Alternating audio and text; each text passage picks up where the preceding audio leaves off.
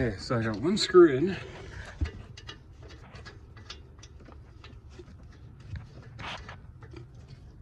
Sometimes you're gonna have to mess with it to get it screwed in.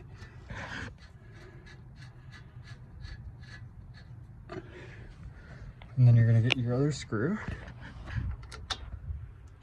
for the bottom one.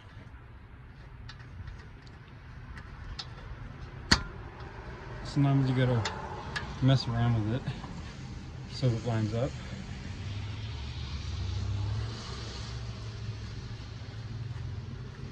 And then we're gonna take our 14 mil and we're gonna tighten these bolts.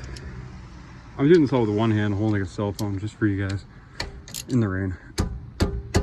Okay, that one's tight.